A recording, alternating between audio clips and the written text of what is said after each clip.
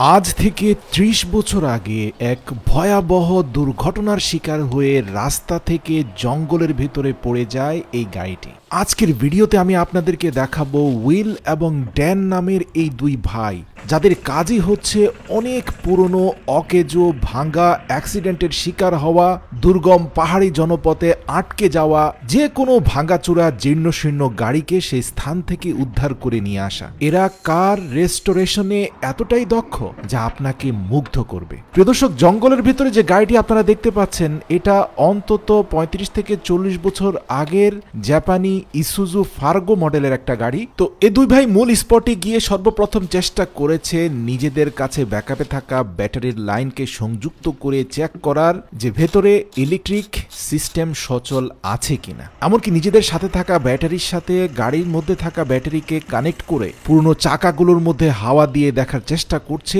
এই দীর্ঘ বছরগুলোতে এই গাড়িটার আসলে অবশিষ্ট কি আছে। প্রিয় দর্শক, জেনে অবাক হবেন, মাত্র ৪ থেকে ৫ দিনের কঠোর পরিশ্রমে চাকাগুলোর কয়েকটি নষ্ট হয়ে যাওয়ায় নতুন টায়ার টিউব লাগানো চাকা লাগিয়ে অন্য আরেকটি হেভি গাড়ির সাপোর্ট নিয়ে তারা এই পুরনো ভাঙাচোরা গাড়িটিকে তাদের গ্যারেজে আনতে সক্ষম হলো। এরপরে শুরু হলো তাদের দুই ভাইয়ের সৃজনশীল বিশাল কর্মযজ্ঞ। শুরুতে এটাকে ওয়াশ করা হলো, এরপর ধাপে ধাপে প্রত্যেকটা সিটকে সাবান দিয়ে ঘষে মেজে অত্যাধুনিক মেশিন এবং যন্ত্রের ব্যবহার করে ধুয়ে মুছে সাফ করা হলো। যতগুলো পুরনো জিনিস সেগুলোকে নতুনের মতো করে ফেলা হলো। গাড়ির পার্টসগুলোর যে অংশগুলো একেবারে ভেঙে চুরে শেষ হয়ে গিয়েছে সেখানে নতুন লাগানো, আর যেগুলো ঝঙে ধরে অকেজো হয়ে গিয়েছে সেগুলোকে ঘষে মেজে প্রয়োজনীয় লিকুইডের সাহায্যে সেগুলোকে একদম নতুনের মতো করে ফেলা হলো। তবে এই দুই ভাইয়ের কাজের মধ্যে যে বিষয়টা আপনার সবচেয়ে ভালো লাগবে সেটা হচ্ছে ধৈর্য, একাগ্রতা এবং কঠোর পরিশ্রম। কার রেস্টোরেশনের মধ্যে এরা নিজেদেরকে খুঁজে পায়, এদের কাজগুলোকে এরা কতটা ভালোবাসে তা তাদের ফাইনাল আউটপুট দেখলে আপনি বুঝতে পারবেন। প্রিয় দর্শক, ফাইনালি ফয়েল পেপারকে আনভেল করে তাদের পেইন্টিং এর কাজ চূড়ান্ত ধাপে সম্পূর্ণ করে ইলেকট্রিক লাইনগুলোকে ঠিক করে সিটগুলোকে সঠিক স্থানে বসিয়ে যখন ফার্গো মডেলের গাড়িটাকে তারা সর্বপ্রথম ড্রাইভ করলো, যেটা দূর থেকে দেখে আপনি বুঝতে পারবেন যে ৩০ বছর আগের গাড়িটা যেখান থেকে তারা উদ্ধার করেছিল সেটা এখন আর সেই অবস্থানে নেই। তাদের এই রেস্টোরেশন থেকে একটা শিক্ষা পাওয়া যায়, সেটা হচ্ছে পুরনো হয়ে গেলেই কোনো জিনিস ফেলে দেওয়ার নয়, সেটা মানুষ হোক অথবা যন্ত্র হোক।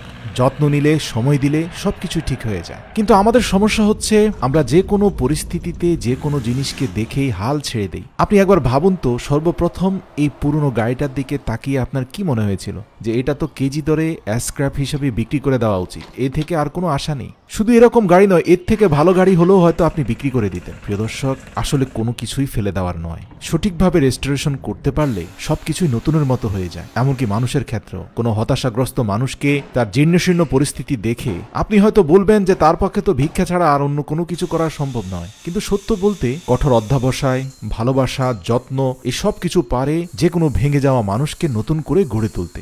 সত্য বলতে জগতে কোনো কিছুই ফেলে দেওয়ার নয়, আসলে আপনাকে বিশ্বাস করতে হবে। এই দু ভাইয়ের দিকে দেখুন, যে গাড়িটা ৩০ বছর ধরে জঙ্গলের মধ্যে পড়েছিল সেটার সিটগুলোকে ফোল্ড করে দু ভাই আয়েশ করে শুয়ে এখন সেখানে আরাম করছে। হ্যাঁ, এটাই হচ্ছে আত্মবিশ্বাস, আর এটাই হচ্ছে কঠোর পরিশ্রমের ফলাফল। আপনি যদি আপনার জীবন নিয়ে পরিশ্রমী হন, যে কোনো পরিস্থিতি থেকে ঘুরে দাঁড়াতে পারবেন, ঠিক এই গাড়িটার মতো।